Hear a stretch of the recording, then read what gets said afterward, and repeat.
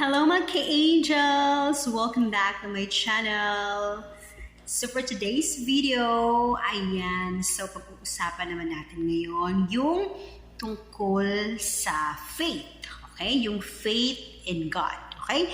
Pero bago tayo magsimula, ay gusto ko lamang magpasalamat sa lahat ng mga nag-subscribe sa aking YouTube channel, Happy Preach. Thank you so much sa lahat ng sumusuporta at naniniwala sa main goal ng channel na to na makapagbigay ng gagandang encouragement and inspiration sa ating mga kababayan.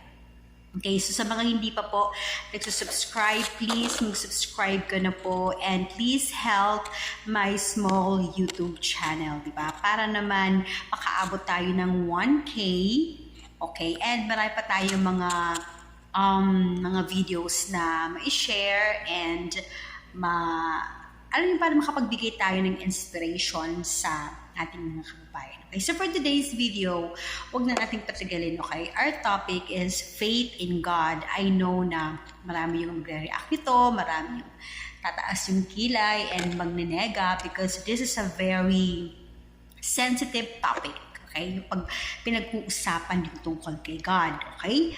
But, yung palagi kong sinasabi is, this is my opinion. Kanya-kanya po tayo ng opinion sa buhay. Meron kayong pinaniniwalaan, meron din akong pinaniniwalaan. And I just want to share my opinion or my ideas about this kind of topic. So wala po akong pinapatamaan na kung ano man or sino man. It's just, I just want to share my opinion about this kind of matter or about this kind of topic. Okay, so faith in God. So what do you mean by faith? Okay, so faith is a strong belief in God or in doctrines. Okay, so it is a complete trust or confidence in someone or something. Okay? Ngayon, the question is, ikaw ba yung tipo ng tao na tumatawag ka lang kay Lord kapag may problema ka or kapag may kailangan ka sa Kanya? Kapag may gusto kang makuha, may wishes ka, may petitions ka, saka ka lang tumatawag sa Kanya. Ganun ka ba? Or ikaw yung tipo ng tao na may kailangan ka man or wala, talaga nag-praise and worship ka kay God. Pero marami mga tao talaga na ganun, na tumatawag lang kay Lord kapag may kailangan siya. Okay? Or kapag may gusto siyang gawin. Or may kailangan siyang mangyari kasi alam niya na powerful si Lord. So, kung hindi niya kaya sa sarili niya, alam niya na kayang gawin yun ni Lord para sa kanya. Saka lang siya tumatawag, okay? So, what kind of faith is that? So, anong klaseng pananampalataya yan? Na tinatawag mo lang si Lord kapag may kailangan ka. At kapag wala ka ng kailangan, kapag nakuha mo na yung gusto mo, kapag nakuha mo na yung wishes mo, nangyari na, wala na, kinalimutan mo na. Hindi ka nga nag-thank you. Or hindi ka nga nag-praise and worship sa Kanya or nagpasalamat or, hala, thank you Lord. Wala na, parang nakalimutan mo na dahil sa sobrang kasiyahan mo, sa happiness mo, na nakuha mo na yung gusto mo, wala na. Nag-party-party ka na, nag-inuman na, kumain na sa labas, nag-celebrate ka na kung ano yung ginawa mo, pero nakalimutan mong mag-thank you kay Lord. Alam nyo kasi dati, ganyan din ako. No? Kapag may kailangan lang ako, saka lang ako tumatawag sa Kanya. Kaya alam ko yung feelings na ganyan. Kaya kailangan baguhin natin yung mindset or yung pag-uugali na ganyan.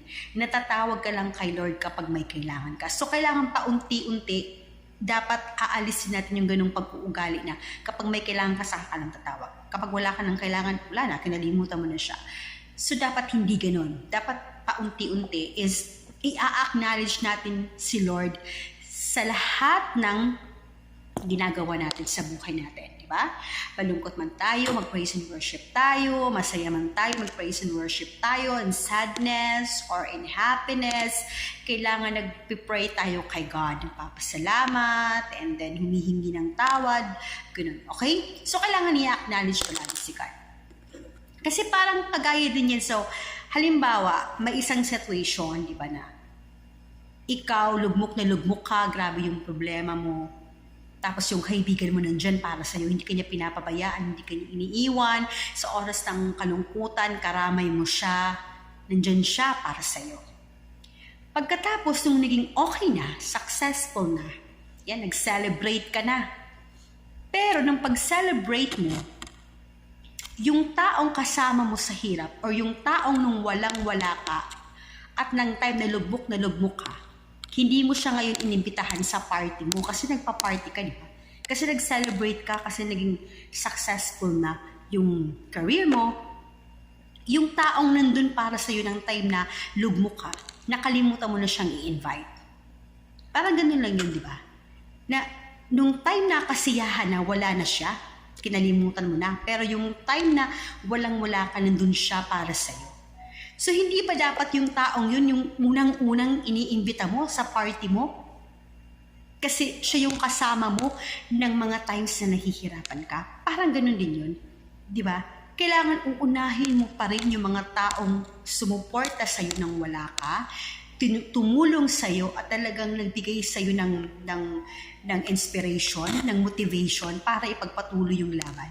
Dapat siya yung unang-unang mong pinapasalamatan. Dapat siya yung kasama mo sa celebration na yan. Hindi kung sino man yung mga tao na nandyan lang kasi meron ka. Pero kapag wala ka na, wala kang pera, wala kang silbi, wala naman sila sa buhay mo. Wala naman silang pakialam sa'yo nung time na walang-wala ka. Pero nung marami ka ng pera, successful ka na, nagsisilabasan na kasi gusto makipag-celebrate, gusto makikain, gusto makipag-inuman. Nandun lang siya kapag sa kasiyahan, pero sa oras ng pangangailangan mo, wala siya. Okay, so parang ganun din kay Lord. For me, na kailangan dapat kapag nakukuha na natin yung gusto natin. I thank you, Lord. Nagpe-praise and worship tayo, nagpe-pray tayo. Siya agad yung ating ina-acknowledge. Okay? Kasi sa oras ng paghihirap natin, sobrang nagpe-pray tayo for wishes and petitions, and then all of a sudden, ginawa ni Lord yung mga prayer mo. Kahit para sa'yo parang napaka-imposible, pero ginawa pa rin sa'yo ni Lord. Dahil ganun kanya kamahal. Kaya dapat siya yung unang-unang ina-acknowledge mo or pinapasalamatan mo sa lahat ng achievement. Bukod sa pamilya mo na nandyan para sa'yo. So, syempre, yung pamilya mo, huwag mong kakalimutan yan. And of course, yourself. Kasi kung hindi rin dahil sa'yo, kung hindi ka rin nakipaglaban, kung hindi rin sa katatagan ng isip at puso mo, wala rin. Okay? So, parang complete package siya. And huwag mong kakalimutan palagi si Lord. Kasi may nabasa ako lately nandito sa Facebook na meron nag-viral na parang yung lalaki, parang may nag-comment doon, sabi niya, ang galing talaga ni Lord, no? Kasi talagang tinutulungan ka sa lahat ng achievement mo, ganun-ganun. Hindi ko na maano ko yung pinaka-exact talaga na word. Tapos, yung sabi nung vlogger or nung lalaki, sabi niya, yung blessings daw na yun, sabi niya, hindi galing yan kay Lord, sabi niya. Basta, ipa-flash ko na lang dito sa screen and basahin niyo na lang yung tungkol doon na. Kumbaga yung hard work niya, hindi si Lord yun. Kumbaga siya yun, siya lang. So parang in-acknowledge niya yung sarili niya, parang initsapwera niya si Lord doon sa nangyari sa kanyang successful na career o yung pag-graduate niya. Parang hindi niya in-acknowledge si Lord doon sa part niya na nakapag-graduate siya. Kasi sariling hard work daw niya yun. Okay. So kung titingnan mo yung message niya is sa dulo nun, parang nakalagay na hi. So parang nag-joke lang naman siya. Siguro nagkataon siguro na mataas yung level ng humor niya that time. Okay? Pero kung aalisin mo yung hihihi, so parang masyado niyang itinataas ang kanyang sarili at dinidisregard niya yung nagawa ni Lord sa buhay niya. So dapat hindi ganun. Talaga nag-react talaga ako. Dapat hindi ganun kasi dapat ina-acknowledge mo pa rin siya kasi siya yung nagbigay ng lahat-lahat sa atin. Anytime, pwede niyang bawiin yan. Okay? Pwede niyang bawiin yan. Nasa Diyos ang awa, nasa tao ang gawa. So, yun lang. So, huwag kakalimutan palagi si Lord sa buhay natin. Okay? Para kung gusto talaga natin na magtagumpay tayo sa buhay, palaging isama natin si Lord sa lahat ng desisyon natin, kung saan man tayo pupunta.